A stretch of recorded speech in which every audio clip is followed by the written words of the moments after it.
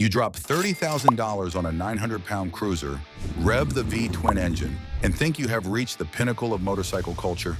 You are completely wrong. While the West buys weekend accessories, the rest of the planet relies on $1,000 commuter bikes for absolute survival. Today, we expose the near-indestructible machines that obliterate Harley-Davidson in global sales. We will uncover their brilliant engineering and the hilarious cultural delusion keeping them off the American radar. Our first secret reveals the exact mechanical trick that allows these engines to run without oil. Let us begin. The staggering mathematical humiliation. If you want to understand the sheer scale of the global motorcycle market, you have to look past the shiny American marketing brochures.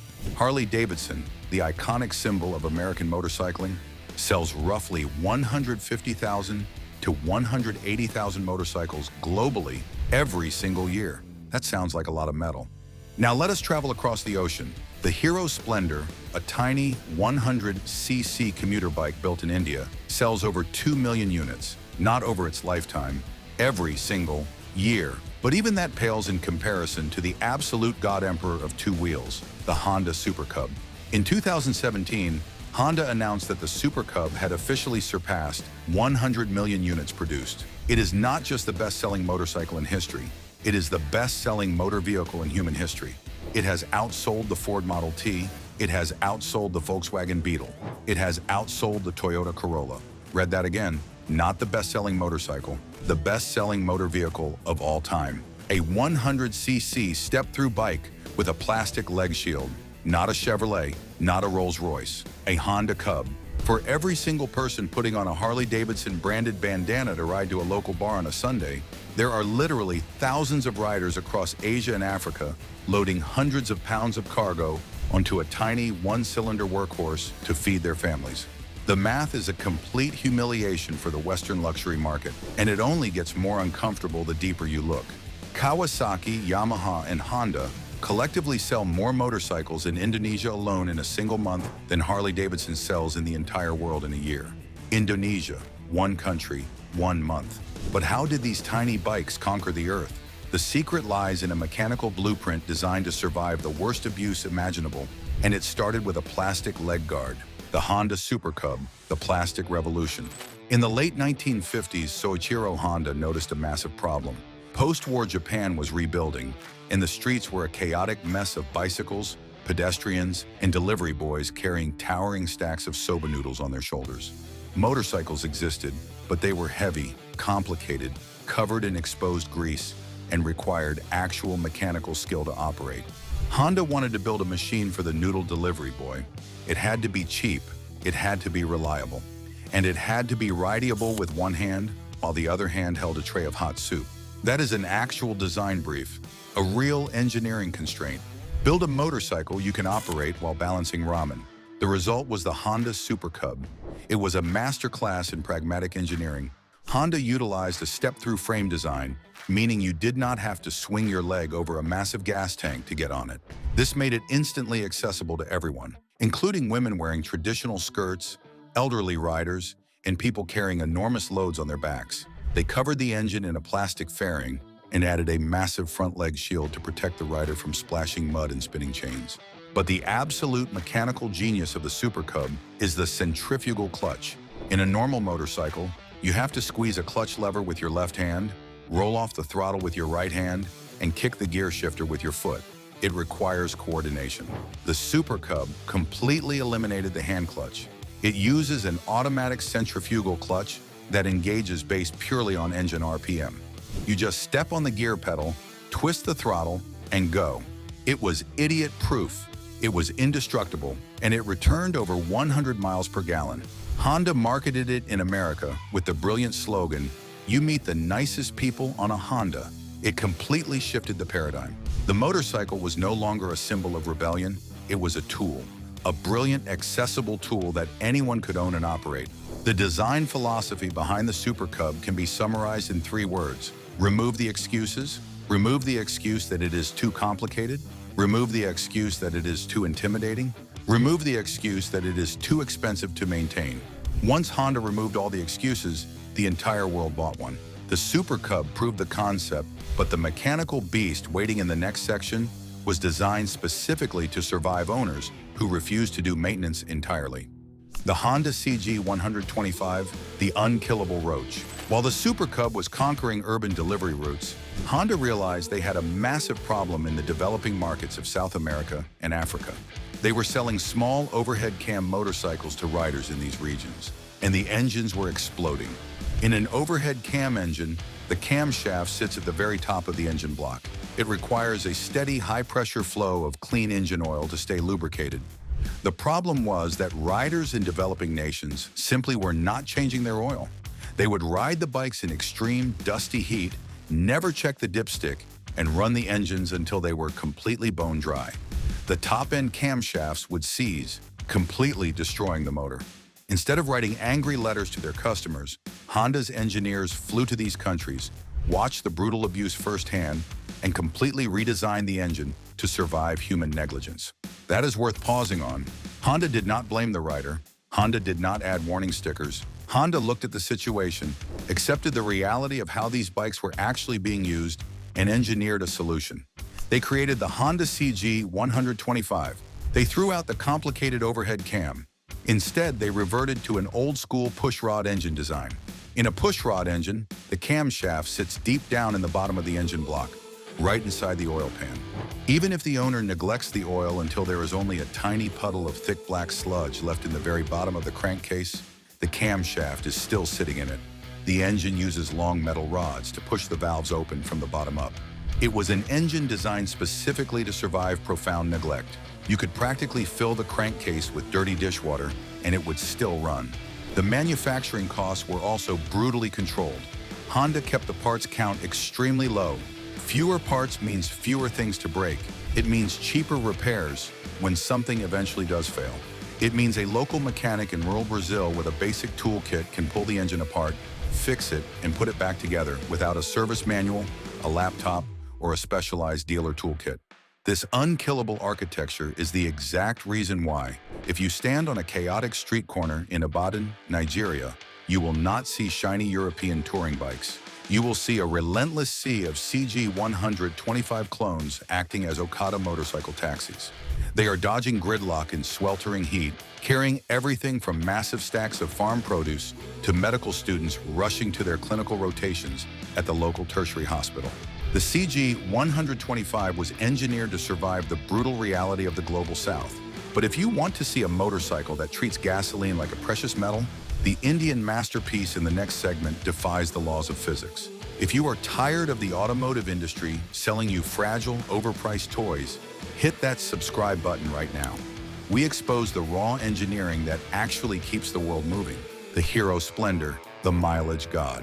If the Super Cub is the delivery king and the CG125 is the unkillable roach, the hero Splendor is the absolute deity of fuel economy. In India, fuel prices are a highly sensitive economic pressure point. A motorcycle is not a weekend toy. It is the primary family vehicle. You will routinely see a father, a mother, two children sitting on a single 100cc motorcycle, navigating through insane traffic. For this market, horsepower is utterly irrelevant. The only metric that matters is 𝐃𝐑 𝐷𝐷, a famous Indian phrase that translates to, how much mileage does it give? The hero Splendor answers that question with staggering arrogance. This tiny, incredibly basic motorcycle routinely returns over 150 miles to a single gallon of gas. Let that sink in. You can fill the small tank with 3 gallons of fuel, and you can ride for an entire month. A full month of commuting for the cost of a single large pizza in an American city. To achieve this, Hero engineers stripped away absolutely everything that was not necessary for forward momentum. The engine is a tiny, horizontally slanted, 97.2 cubic centimeter block that produces a laughable 8 horsepower. The tires are incredibly narrow to reduce rolling resistance. The curb weight is an astonishingly light 246 pounds, but they did not sacrifice durability for lightness. The Splendor utilizes a completely enclosed drive chain. While American riders spend hours cleaning and lubricating their exposed motorcycle chains, sometimes spending more on chain lube and cleaning supplies than the chains themselves are worth, the Splendor features a sealed metal box around the chain that keeps out monsoon mud, corrosive dust, and heavy debris. It makes the chain last virtually forever. It features dual rear shock absorbers designed specifically to handle massive, overloading payloads. It is a masterclass in extreme, hyper-efficient engineering, delivering mobility to hundreds of millions of people who could never afford a car.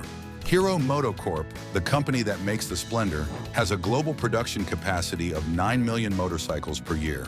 9 million from a single manufacturer. That is not a typo.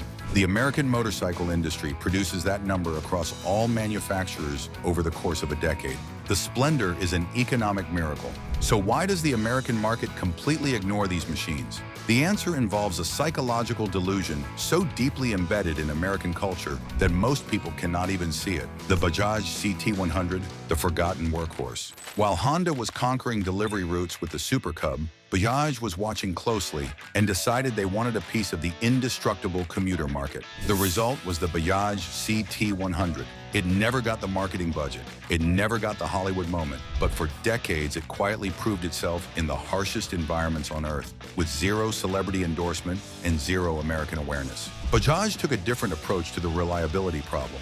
Where Honda focused on keeping oil in contact with critical components no matter what, Bajaj focused on simplifying the intake system to the point where contaminated fuel became a non-issue.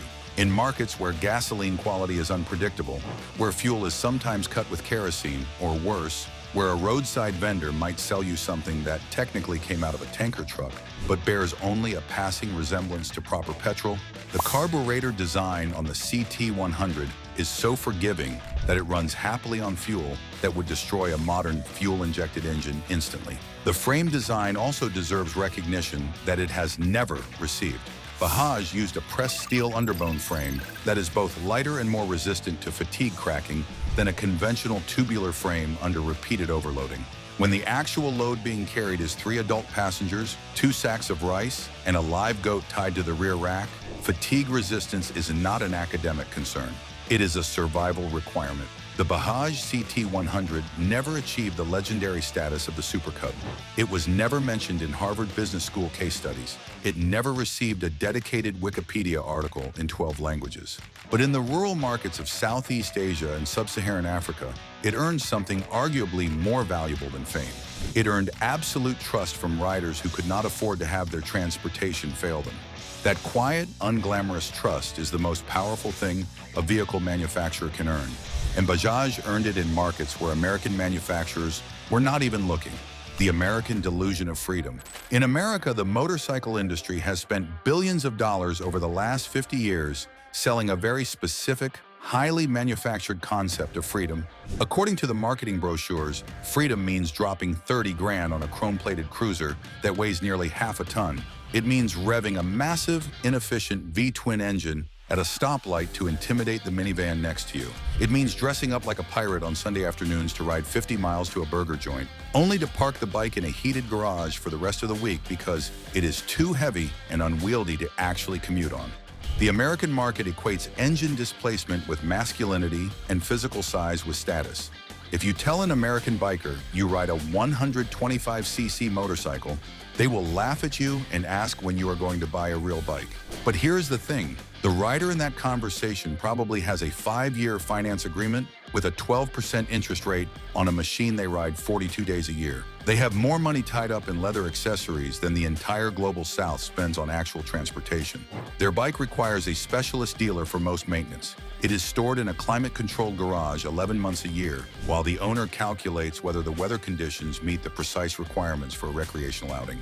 Meanwhile, the 125cc rider they laughed at is riding every day, in rain, in heat, on unpaved roads, with passengers, with cargo. Their machine has covered more miles in the last 6 months than the $30,000 cruiser has covered in 3 years. But let us examine what real freedom actually looks like. Real freedom is the ability to navigate a dense, congested urban gridlock while cars sit burning gas in stationary traffic. Real freedom is a machine that costs $1,000 brand new, meaning you do not have to take out a high-interest, 5-year loan from a predatory finance manager just to own it. Real freedom is filling your gas tank for $4 and commuting to work for the next 3 weeks without looking at a gas pump.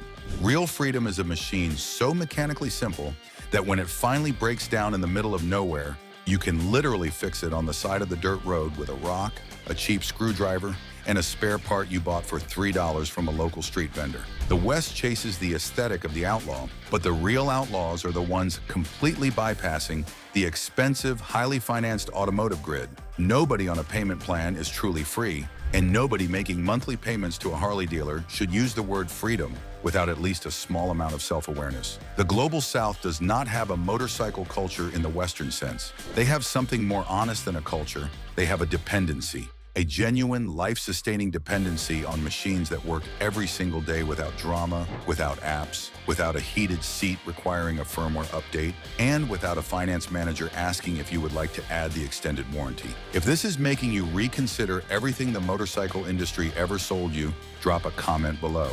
We want to know if you have ever ridden a small displacement machine and what you actually thought of it. The ultimate irony. The ultimate irony of the global motorcycle market is that the machines the West completely dismisses are the only ones actually doing the heavy lifting of human progress. The Harley-Davidsons, the Ducatis, and the massive BMW adventure bikes are spectacular feats of engineering. They are fast, they are beautiful, and they sound incredible. But if every single one of them disappeared from the earth tomorrow, the global economy would not even blink. A few weekend riders would be sad, some luxury dealerships would close, and the leather jacket industry would experience a quarterly setback. That is the complete extent of the damage. But if you snapped your fingers and erased the Honda CG125, the Super Cub, and the Hero Splendor from existence, entire nations would instantly paralyze. Food deliveries would stop. Medical supplies would never reach remote clinics. Millions of families would completely lose their ability to generate income.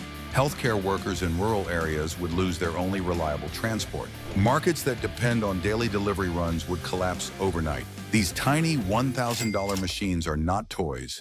They are the actual, unglamorous, indispensable vascular system of the developing world. They are engineered to survive terrible roads, adulterated gasoline, non-existent maintenance, and massive overloading. They have been doing it for decades without a single magazine cover or sponsored athlete. There is a term used in emergency infrastructure planning: critical single points of failure. A single point of failure is a component that, if it stops working, takes the entire system down with it. The small displacement commuter motorcycle is not a luxury addition to the developing world's transport infrastructure. It is the infrastructure. It is the critical single point of failure for the daily functioning of economies that represent billions of human beings. Western motorcycle culture built an identity around a product. The Global South built an economy around one. Those are two profoundly different relationships with the same category of machine, and only one of them reflects what motorcycles are actually capable of contributing to human life. The engineering decisions that made these machines indestructible were not accidents. They were not budget compromises or technological limitations. They were deliberate choices made by engineers who understood exactly who would be riding these machines, under what conditions, and with what consequences if the machines failed. That level of intentional engineering for a specific human reality is arguably more sophisticated than anything that went into the $30,000 touring bike sitting in a temperature-controlled dealership right now. The next time you hear a massive, straight-piped cruiser roaring down an American highway, rattling windows and demanding everyone's attention, just smile. Let them enjoy their $30,000 weekend accessory, because somewhere across the globe, a rider on a quiet, dinged-up 125cc pushrod motorcycle is carrying 3 passengers, a crate of chickens, and the actual weight of the global economy on a suspension system that simply refuses to quit. Thanks for watching. If this breakdown of the real global motorcycle market changed how you see two wheels, let us know in the comments. Will the American market ever embrace small displacement commuter bikes? Or are we permanently addicted to massive horsepower and monthly payments? Continue the ride and click on the next video. And don't forget to subscribe and like this video.